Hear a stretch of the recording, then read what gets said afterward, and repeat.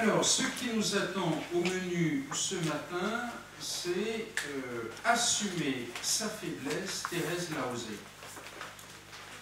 Il y a un sujet qui nous intéresse tous et même qui nous préoccupe beaucoup parce qu'il est à la fois fascinant et source de bien des tracas. Ce sujet, c'est nous-mêmes. Nous sommes un sujet passionnant. Alors, c'est une vérité de toutes les époques, mais nous vivons en même temps une culture qui en font une quasi-obsession. Et tous, j'imagine en tête, le slogan de L'Oréal, parce que je le vaux bien. Ce seul slogan suffit à montrer que ce renvoi incessant à nous-mêmes, à l'image de nous-mêmes, qui doit être avantageuse, à notre estime de soi, à notre harmonie intérieure, à notre bien-être, tout ça n'est pas évidemment sans arrière-pensée intéressée. Il y a toute une industrie qui vit de ça. Nous avons tous besoin de coachs, de stages de remise en forme, de parcours de réconciliation avec nous-mêmes, de retraite de guérison intérieure, de méthodes X ou alpha pour booster notre potentiel, et j'en passe. Alors, comme toujours, en faisant cette liste, tout n'est pas à jeter ni à condamner, loin de là. Loin de là. Il y a des situations et des âges de la vie où nous pouvons en avoir besoin. Oui. Il est quand même important d'avoir une bonne estime de soi. Oui, oui, oui, oui, oui. C'est l'évidence. C'est l'évidence. Et en même temps, ça va être un peu le défi. Qu'est-ce qui se passe quand, en même temps, dans le regard lucide sur nous-mêmes, nous voyons des zones d'ombre, de faiblesse, de fragilité, des zones abîmées? Vous voyez, c'est ça la question un peu. C'est ça un peu qui est comment concilier ce que vous dites, qui est évidemment je te rends grâce, Seigneur, pour la merveille que je suis. Ce n'est pas un slogan publicitaire, c'est un psaume. La parole de Dieu, voyez.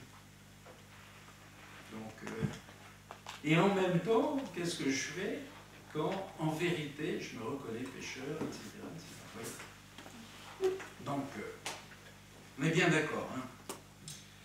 En même temps, vous voyez, on sent, c'est pour ça que c'est intéressant de se pencher dessus, puis de questionner Thérèse à ce sujet, parce qu'on sent aussi les ambiguïtés, et puis les effets carrément néfastes de ce qu'il peut y avoir d'encouragement au narcissisme.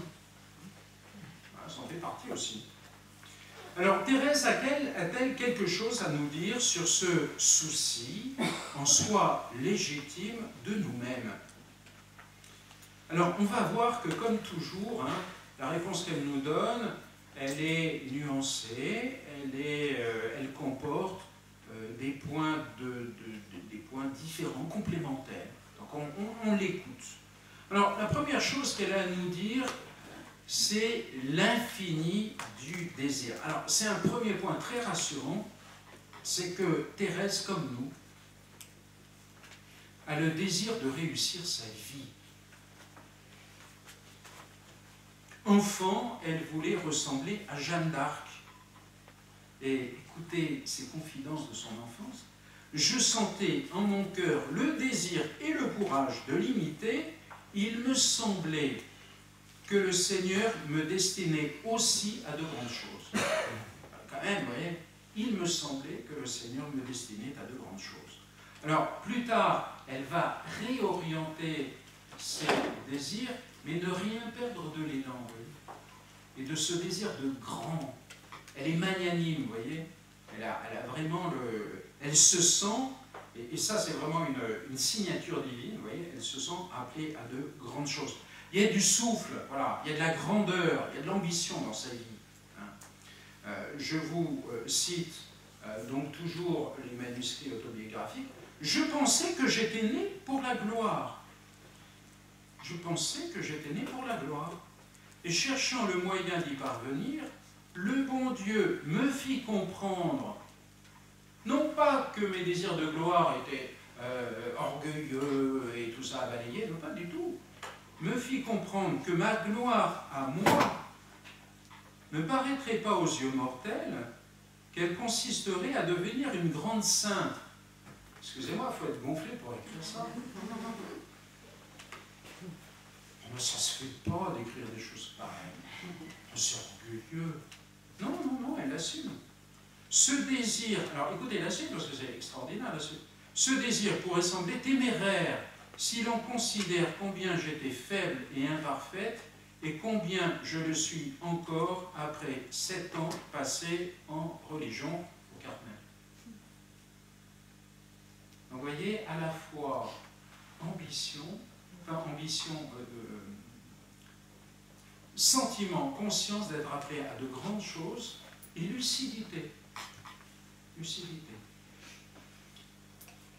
Donc, ce désir pourrait sembler téméraire si l'on considère combien j'étais faible et imparfaite, combien je le suis encore. Cependant, je sens toujours la même confiance audacieuse de devenir une grande sainte.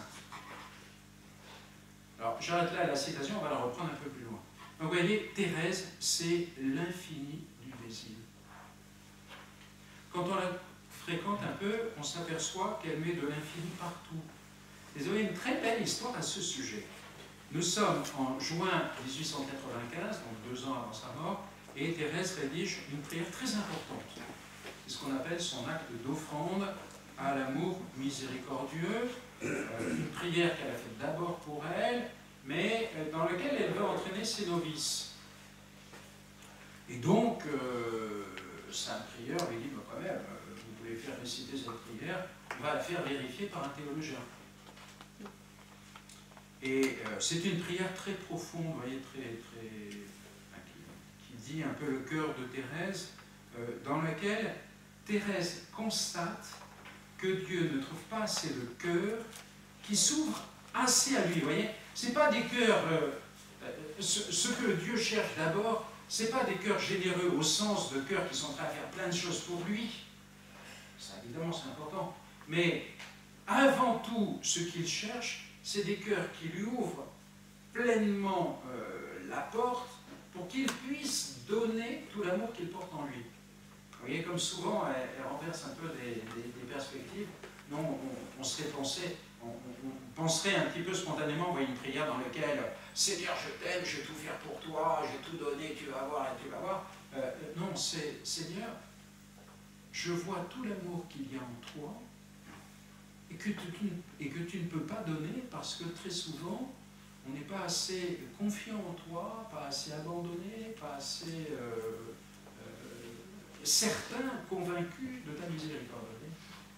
Et je viens donc pour ça, pour te donner la joie de trouver un cœur qui accueille tout l'amour que tu veux lui donner. C'est ça d'abord, vous voyez, ce qu'il y a dans cette prière de Thérèse. Et donc, Thérèse écrit au milieu du texte, « Je sens en mon cœur des désirs infinis. » Je sens en mon cœur des désirs infinis. Alors, le théologien qui lit toute la prière, tout est bon, tout est bon, tout est bon, tout est bon, sauf là, il bloque. Il dit, mais quand même, il ne faut pas écrire infini, parce que infini, c'est réservé à Dieu. Et que Dieu, il est infini, et donc, il lui demande de corriger ça. Donc, Thérèse, qui est obéissante, va corriger, il va mettre à la place d'infini, elle va mettre immense. Sauf qu'avec le recul du temps, c'est le théologien qui s'est fait retoquer. C'est-à-dire, non, elle a raison. Elle a raison de mettre infini, vous voyez. Elle a raison de mettre infini, parce que de fait, Dieu est infini, c'est clair. Mais Dieu met dans sa créature une soif infinie, puisque précisément c'est une soif en négatif, vous voyez, faite pour l'accueillir. C'est pour ça qu'elle est dilatée à l'infini et que Thérèse a tout à fait raison de parler d'infini, puisque son cœur est dilaté, enfin, devrait s'agrandir à l'infini pour accueillir un contenu infini. Donc, vous voyez, ce qu'il y a dans cette histoire, c'est que le désir de notre grandeur ne trouve pas son origine en nous, mais dans la volonté du Créateur. C'est peut-être le premier appel de Dieu à l'humanité au jour de la création. Croissez et multipliez-vous. ne faut jamais oublier ça, oui. Son premier appel, c'est à la croissance. L'appel à la croissance. Dieu a encore plus envie que nous nous déployions, oui, et que nous soyons féconds. Les deux vont ensemble. Et du reste, la finale de l'évangile, enfin la première finale de l'évangile de Jean s'achève ainsi.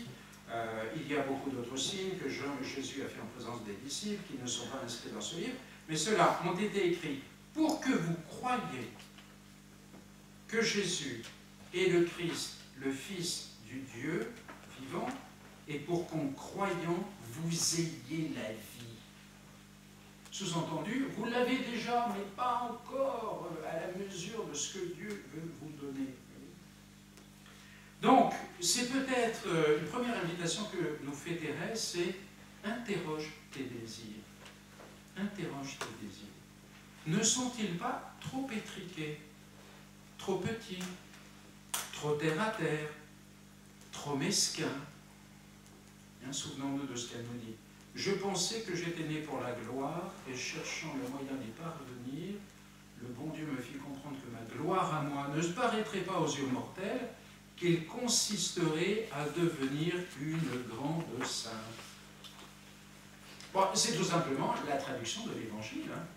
Soyez parfaits comme votre Père est parfait.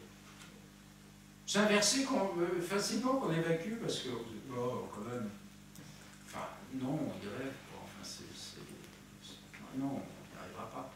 Ou Saint Paul, jadis vous étiez étrangers à Dieu, et même ses ennemis par vos pensées et vos actes mauvais. Mais maintenant, Dieu vous a réconciliés avec lui dans le corps du Christ, son corps de chair par sa mort, afin de vous introduire en sa présence, saint, immaculé, irréprochable. Alors ça, c'est par l'effet de la grâce du salut, évidemment, mais voyez, il nous appelle à de grandes choses, Et pour vous, en fait, tous les saints nous disent la même chose. Je vais vous lire un petit passage d'un saint qui aimait beaucoup Thérèse, qui s'appelle Saint Jean de la Croix, qui est Carme. Voilà ce qu'il dit. « Ô âme créée pour ces merveilles, âme appelée à les voir se réaliser en vous, que faites-vous? À quoi vous amusez-vous? Vos ambitions ne sont que bassesse, et vos possessions que misère. Ô déplorable cécité, aveuglement, si vous voulez, de vos yeux spirituels. Ne voyez-vous pas qu'en poursuivant la grandeur et la gloire terrestre, vous restez plongé dans l'indigence, vous demeurez vide de si grands biens, vous les ignorez même et vous vous en rendez indigne. » Donc vous voyez, les saints attisent nos désirs, nos ambitions, et en même temps ajoutent, attention, ne vous trompez pas d'objectif.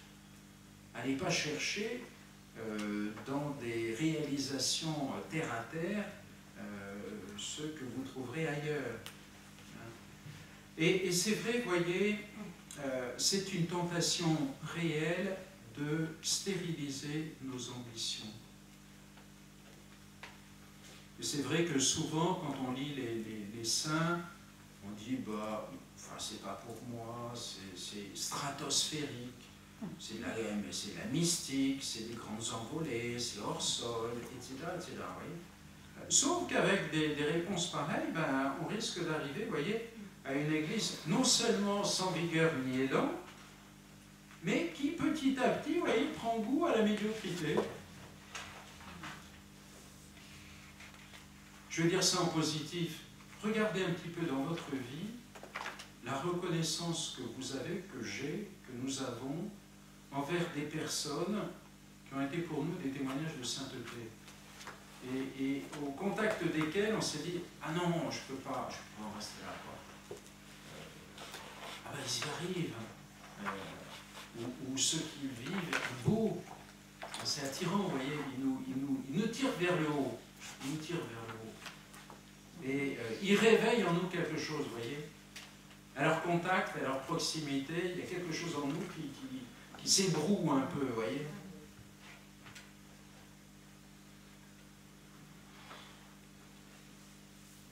Alors c'est important parce que, vous voyez, c'est une question de physique. Ce qui permet à un avion de voler dans l'air, ça n'est pas seulement ses ailes, mais c'est la vitesse qu'il a. Hein, en dessous d'une certaine vitesse, même malgré ses ailes, il s'écrase. C'est ce qu'on appelle la vitesse de décrochage. Ben, c'est pareil pour la vie chrétienne, vous voyez, en dessous d'une certaine vitesse, d'un certain élan, on décroche. C'est très important cet élan, vous voyez. Les désirs infinis de Thérèse. Je croyais que j'étais faite pour être une grande sainte. Vous avez un très beau témoignage, mais peut-être je vous en reparlerai. C'était une carmélite qui s'appelait Marie de Saint-Joseph. Et le texte de présentation nous dit d'elle, c'est quoi la formule que je retrouve? Elle était d'un tempérament difficile. Elle exerce la patience de la communauté. C'est dit en termes très, très gentils. En fait, elle était un peu caractérielle. Bon. Et maniaque et tout ça. Et donc, elle faisait le vide autour d'elle. Et Thérèse, tout à la fin de sa vie, se propose pour être son aide à la lingerie. Et en fait, c'était quelqu'un qui avait aussi des problèmes psychiques. 10 ans après la mort de Thérèse, elle a quitté le Carmel, elle ne peut plus continuer la vie de communauté pour déficience mentale. Donc, et ce qui est assez touchant, c'est que donc Thérèse se propose pour être son aide, et Thérèse va l'apaiser.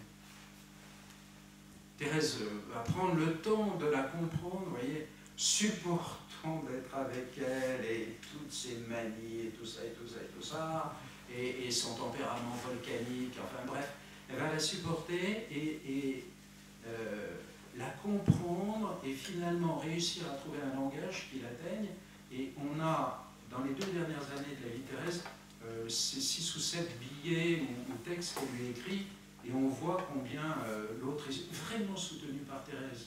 Et dans le dernier billet qu'elle lui écrit, alors cette sœur en question, cette carmélite, souffre beaucoup de ne plus pouvoir voir Thérèse, parce que Thérèse est à l'infirmerie, donc les visites sont rares, on demande de ne pas trop la visiter pour ne pas l'épuiser, et quand même cette carmélite peut de temps en temps aller la voir, mais doit rester en silence, enfin bref, pour elle c'est très très pénible. Et le dernier texte que lui écrit Thérèse, ça se termine par, donc à cette sœur qui a voilà, les handicaps qu'elle a, les souffrances qu'elle a, les blessures qu'elle a, il lui écrit « L'oiseau est fait pour voler ». C'est extraordinaire, oui. Le dernier message que lui adresse Thérèse, c'est un message d'espérance. L'oiseau est fait pour voler. L'autre voulait se cramponner à Thérèse, et puis il disait « Mais quand vous allez mourir, tout va s'effondrer pour moi ». L'oiseau est fait pour voler. C'est un dernier encouragement à l'espérance. Alors, donc ça, nos ambitions, parce que Dieu nous appelle à 2 grandes choses, chacun. Oui, mais voilà l'objection de nos limites. Donc, l'objection bien réelle de nos limites, de notre pauvreté, de nos chutes, de notre tempérament, de tout ce que vous voulez. Et qu'est-ce qu'il faut en faire de ça? Alors, il y a un piège. Le piège, c'est le déni. Il y a bien des façons, vous savez, de trouver des portes de sortie dans cette réalité qui nous humilie, qui est insupportable dans certains cas, bref. Donc, première possibilité, le déni. C'est insupportable pour ceux qui vivent avec nous. Ou alors le rejet sur autrui. Oui, mais c'est la faute de mon éducation, de l'incompréhension des autres, des circonstances, etc. etc. Ou alors le découragement. Je n'y peux rien, c'est ainsi, et en prime on s'en veut. Et on prime, on culpabilise. Et on prime, on se déconsidère. Et on prime, on déprime. Alors Thérèse nous montre une autre voie. Et devant notre faiblesse, nos limites et tout ça, il y a une autre voie que le déni, que le fait de rejeter ça sur autrui ou que le découragement. Alors, lisons un texte qui est un texte très important d'elle, c'est dans le manuscrit C, donc le troisième grand manuscrit de la vie de Thérèse. Si vous avez envie de le retrouver, manuscrit C, c'est à partir des folios 3. 3. Vous le savez, ma mère, j'ai toujours désiré d'être une sainte. Voilà, le point de départ qu'on a déjà entendu. Mais, hélas, j'ai toujours constaté, lorsque je me suis comparé aux saints, qu'il y a entre eux et moi la même différence qui existe entre une montagne dont le sommet se perd dans les cieux et le grain de sable obscur foulé au pas des passants. Voilà. Donc, vous voyez, le désir infini, le constat bien réel, je ne suis absolument pas au niveau des saints. Alors, écoutons la suite, parce que la suite est très importante. Au lieu de me décourager, je me suis dit, le bon Dieu ne saurait inspirer des désirs irréalisables. Vous voyez sa logique. S'il m'inspire ça, il me connaît mieux que moi. S'il me l'inspire, c'est que c'est possible. Ou alors c'est cruel de sa part. Ça, c'est indigne de Dieu, c'est pas lui. Donc, je me suis dit, le bon Dieu ne saurait inspirer des désirs irréalisables. Je puis donc, malgré ma petitesse, aspirer à la sainteté. Me grandir. Alors là, on est, vous voyez, dans le fantasme, dans le rêve, dans la sortie du réel. Me grandir, c'est impossible. Je dois me supporter, et même, je crois que ce n'est pas trahir Thérèse, elle pourrait dire aussi, je dois m'aimer tel que je suis avec toutes mes imperfections.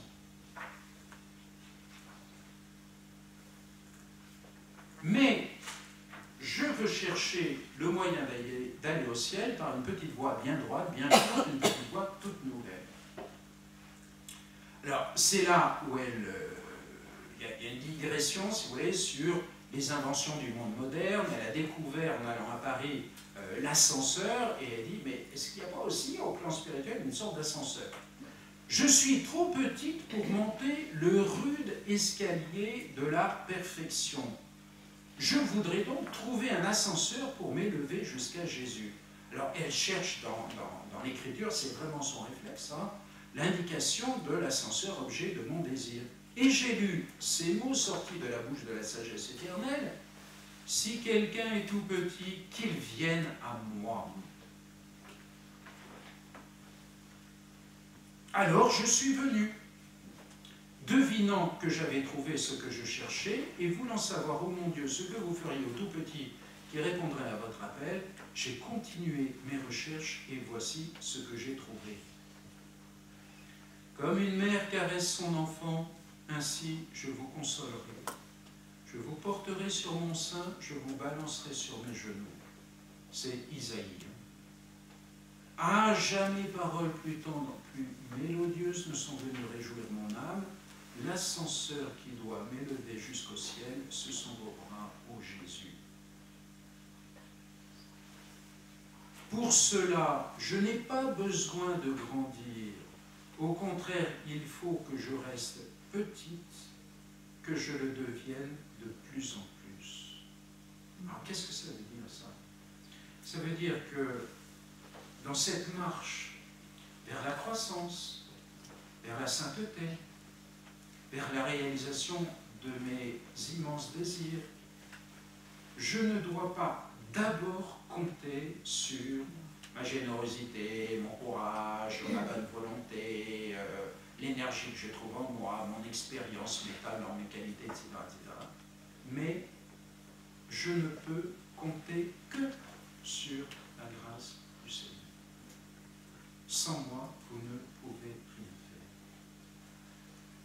Et Thérèse nous dit, c'est là où je reprends, vous voyez, le texte complet qu'on avait coupé la dernière fois. Je pensais que j'étais né pour la gloire, cherchant le moyen d'y parvenir, le bon Dieu m'inspira les sentiments que je viens d'écrire. Il me fait comprendre que ma gloire à moi consisterait à devenir une grande sainte. Ce désir pourrait sembler téméraire si l'on considère combien j'étais faite et imparfaite, etc.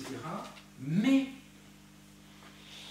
je ne compte pas sur mes mérites, n'en ayant aucun. Mais j'espère en celui qui est la vertu, la sainteté même. C'est lui seul, qui se contentant de mes faibles efforts. Ah, il faut qu'il y ait des faibles efforts. Hein. C'est lui seul qui, se contentant de mes faibles efforts, m'élèvera jusqu'à lui et me couvrant de ses mérites infinis, me fera sainte. Alors, Benoît, le pape François, pardon, dans son texte sur Thérèse, fait remarquer une chose très intéressante, c'est qu'à l'époque de Thérèse, faire sainte, ou c'était habituellement « je me ferai saint ». Je me ferai saint, vous voyez. Allez, à la force du poignet. Et lui, pardon. Moi, ça me dérange un peu le mot faible. Alors. Parce que bon, oui, je suis faible, je vais vers la sainteté, mais se considérer faible tout le temps, c'est... Alors, oui, je comprends ce que vous voulez dire. C'est, d'accord. Je crois que pour elle, là aussi, hein, attendons la fin de... Écoutons Thérèse jusqu'au bout, vous verrez que... c'est pas grave, on va bouleverser un peu les choses. C'est qu'effectivement, il peut y avoir une manière très fausse d'entendre ça. Et une manière, vous voyez, d'encouragement finalement au bébéisme, à l'infantilisation, à la médiocrité dans laquelle on s'installe, etc., etc. Or, Thérèse, qui est éducatrice, Thérèse est très exigeante, hein, et ses novices disent « Waouh, avec elle, elle nous faisait... » Enfin, vous voyez, je vais vous lire un petit... alors, attendez, que je retrouve ça. Voilà. Voilà ce que dit Céline, qui a été donc sa novice. Elle ne pouvait supporter que l'on travaillât avec nonchalance, en se disant, si c'est bien, si j'ai fini, tant mieux, si c'est mal, si je n'ai pas fini, tant pis. Vous voyez, sous-entendu, je suis faible, comme ça. Elle voulait que nous mettions du cœur à notre ouvrage. Le cœur qui aime, ajoutait-elle, travaille avec amour. Il court, il vole, il ne trouve rien d'impossible, et rien ne l'arrête. Et il y a ça aussi, vous voyez, quand elle dit faiblesse, qu'est-ce que ça veut dire? Ça veut dire d'abord, vous voyez, le refus du déni. Le refus du déni, c'est j'accepte la réalité sur moi-même. Et qu'il y a des tas de choses en moi qui doivent grandir. Premier point. Deuxième point, je ne compte pas d'abord sur moi pour ça. Mais j'attends tout de Dieu. J'attends tout de Dieu. Maintenant, j'apporte ma collaboration.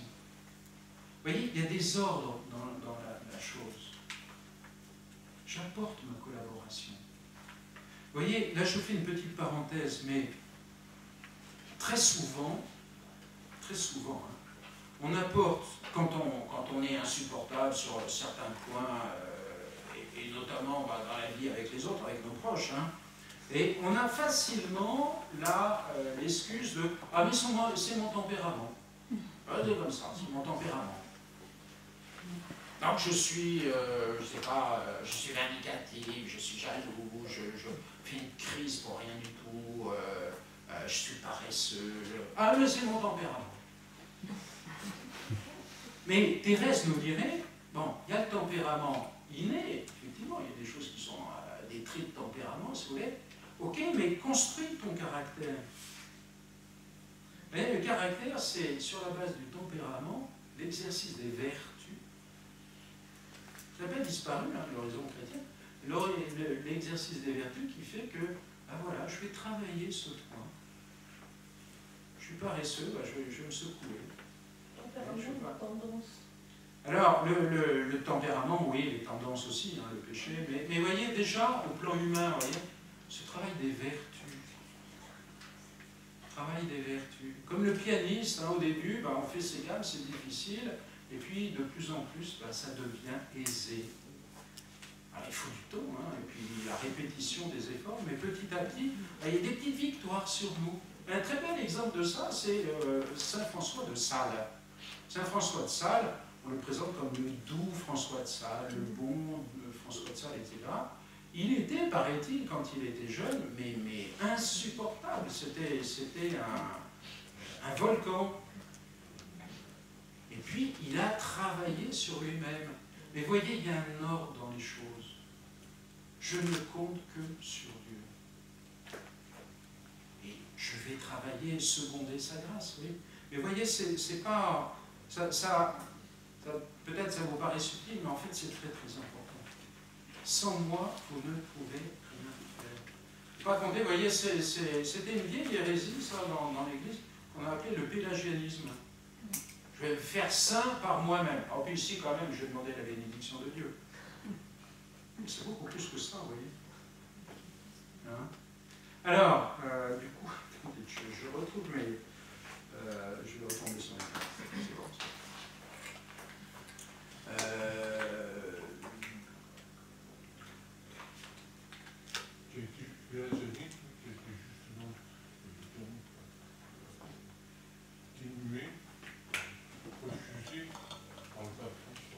Oui, le pape François, de fait, oui, le pape François, oui, l'épingle, c'est très juste, c'est très juste.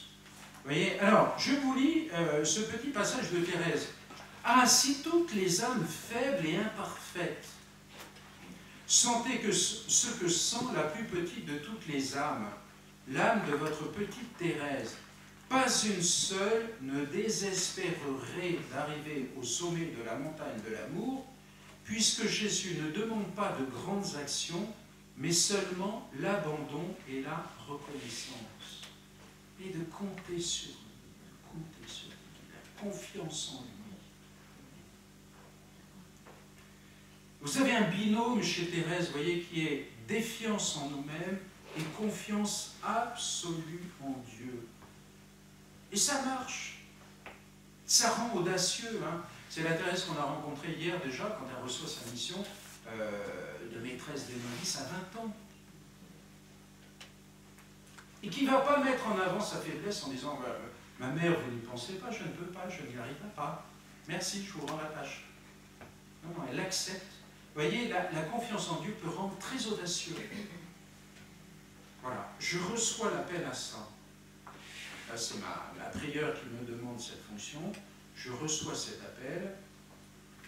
Je ne vais pas prétexter de ma faiblesse, de tout ça, qui peut être des fois un argument, un bel argument pour masquer sa paresse. Hein. Ou tout simplement le manque de foi dans la grâce de Dieu. Donc, Thérèse accepte, mais évidemment, elle sollicite à fond la grâce de Dieu. Sans lui, je ne peux rien faire. Je sentis que l'unique chose nécessaire était de m'unir de plus en plus à Jésus et que le reste me serait donné par surcroît. Ça, c'est très important, vous voyez.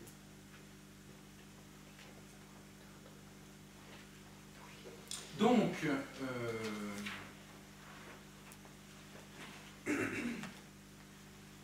Thérèse, voyez, nous invite du coup à ne pas nous effrayer de nos limites, à ne surtout pas les nier,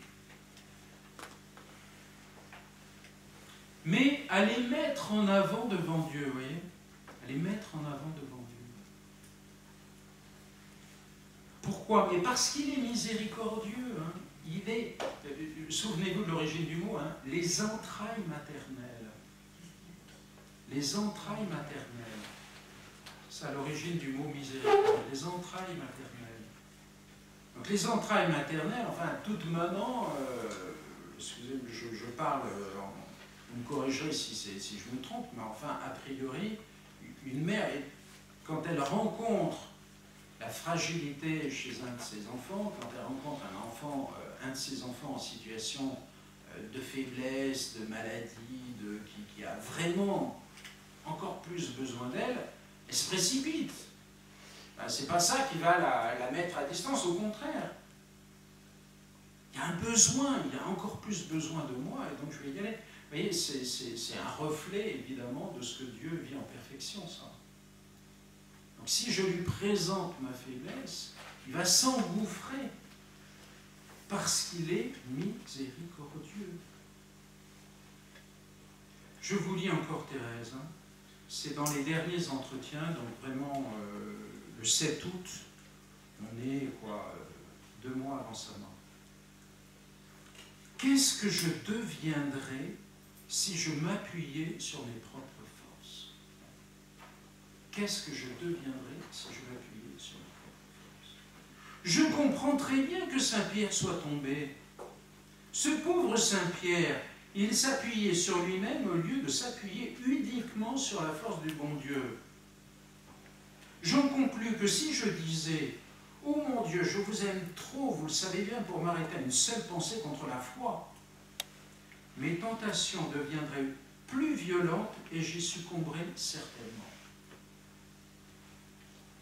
Je suis bien sûr que si Saint-Pierre avait dit humblement à Jésus « Accordez-moi, je vous en prie, la force de vous suivre jusqu'à la mort », il l'aurait eu aussitôt. Je crois que ça parle de... Hein, ça n'appelle pas de commentaires. Voyez un petit peu cette conviction.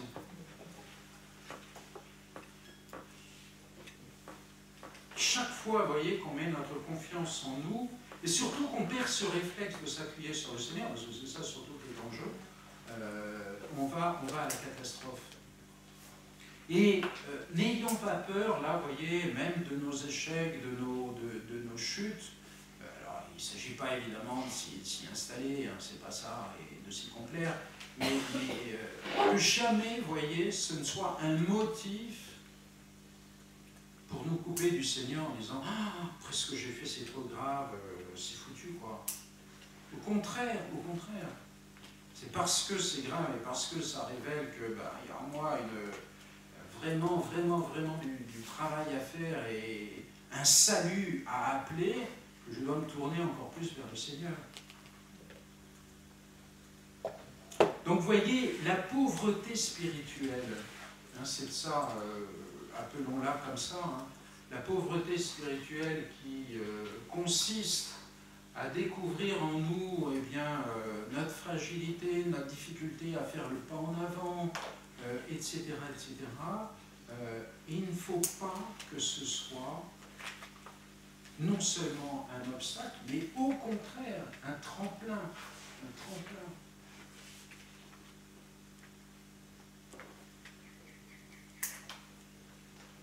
Alors,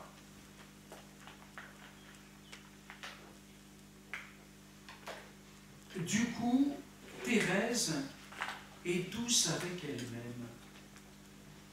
Elle est douce avec elle-même. Vous savez, je vais vous lire, c'est toujours dans les derniers entretiens, quelque chose d'assez impressionnant. Une de ses sœurs vient rencontrer Thérèse.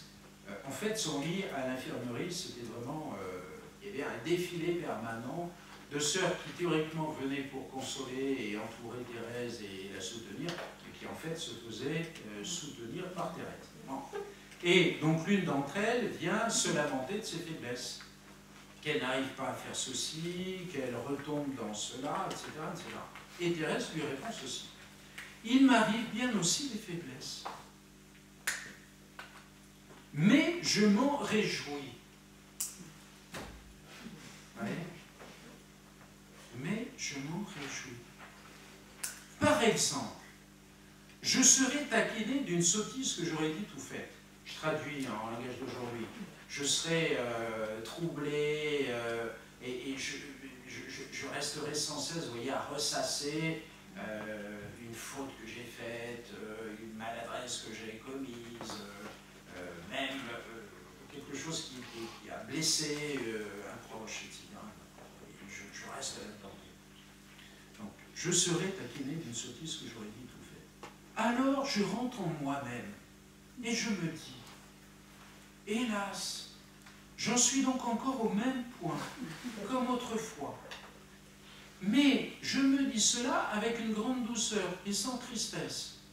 C'est si doux de se sentir faible et petit.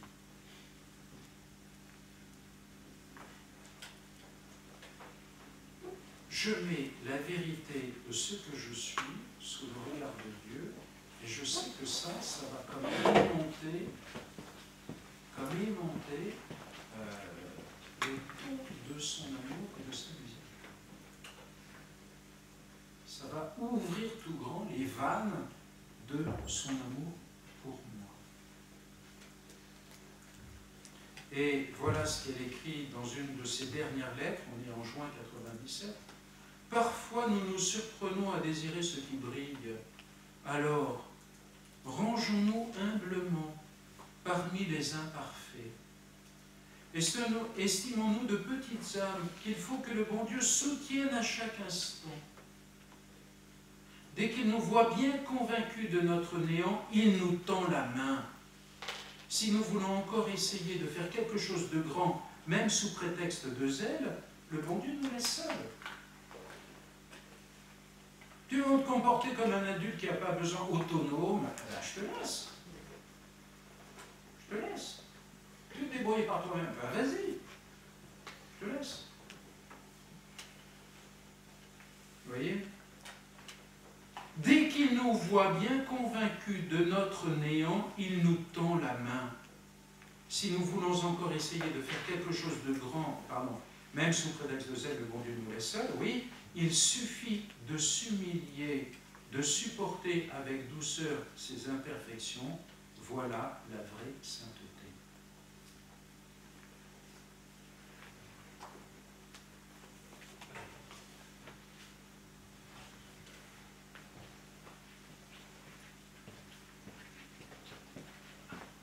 Alors,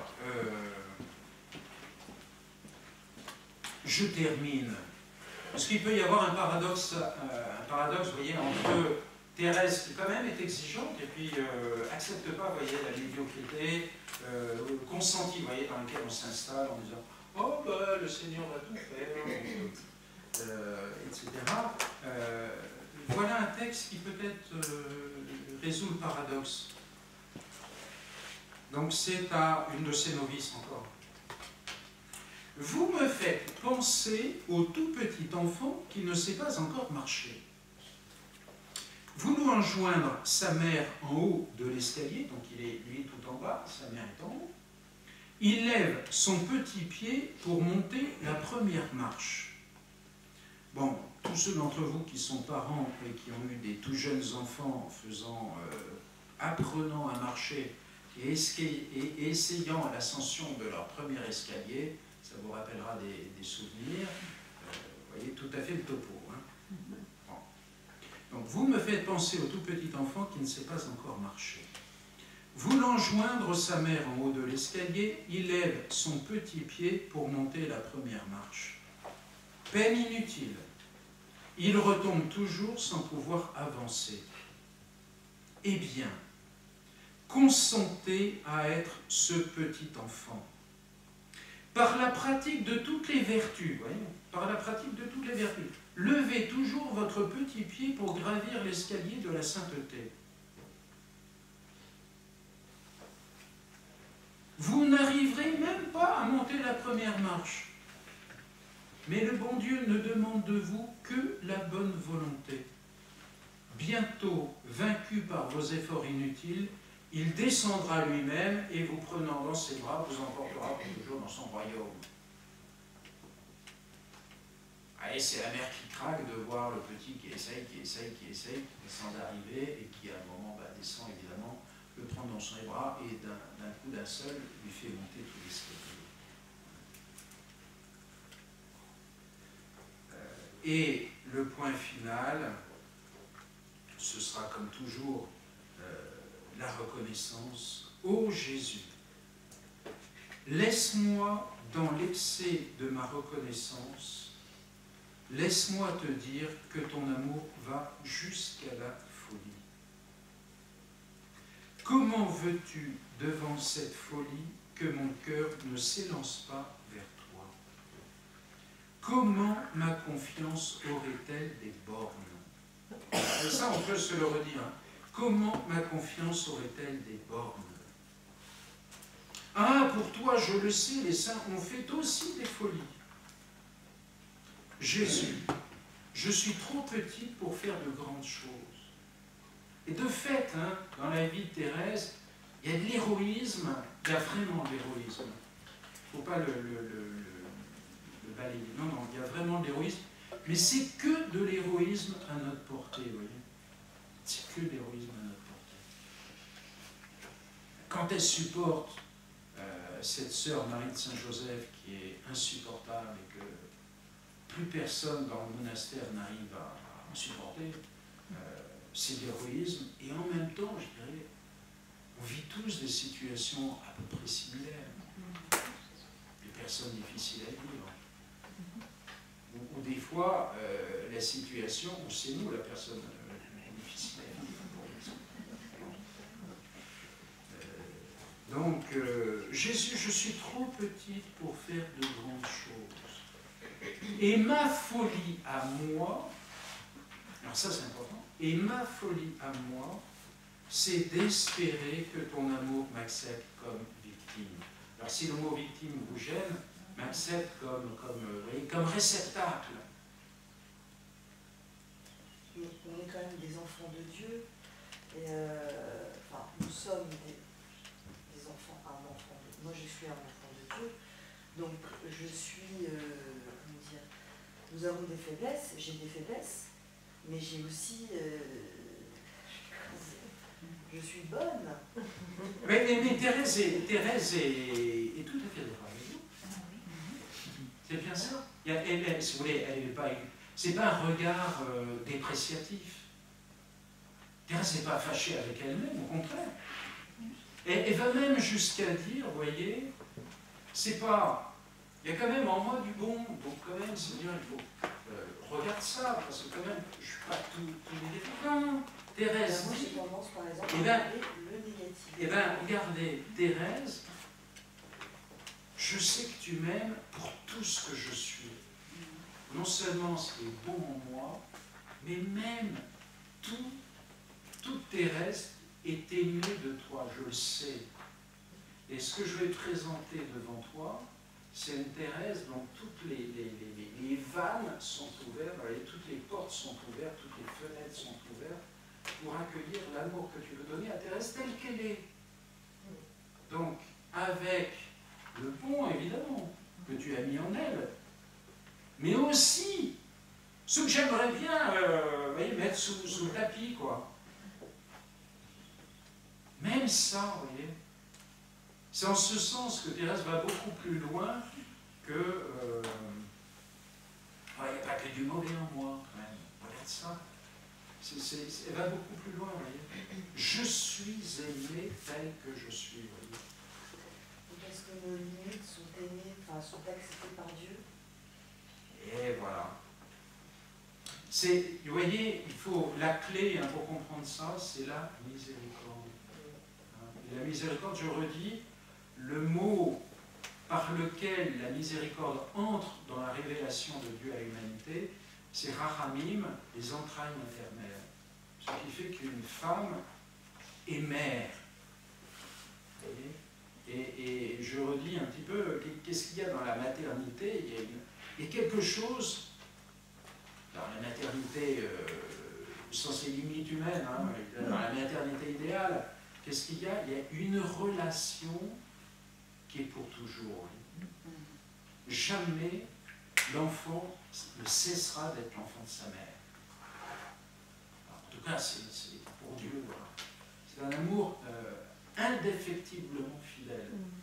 Un, et deux, un amour qui engendre, qui a envie d'engendrer. Et donc, quand il voit en nous des choses qui ne sont pas encore engendrées, ou qui sont abîmées, ou qui sont... la miséricorde divine veut le faire naître Ah, c'est une puissance de vie, une puissance d'engendrement, une puissance d'enfantement. C'est ça la miséricorde.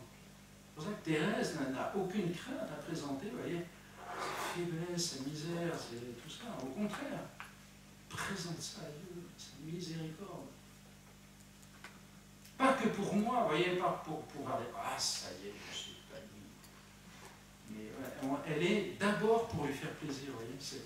Vous vous souvenez de ce que je vous ai dit, de cette révolution où vraiment elle est plus centrée sur elle, en rien. C'est la joie, c'est pour donner cette joie à Dieu. Bon, mais je n'ai fait qu'abuser de votre patience, donc on peut... c'est quand même extraordinaire. Alors, n'hésitez pas à la découvrir si vous ne la connaissez pas encore. Et puis, bonne suite, belle matinée qui continue auprès des dieux.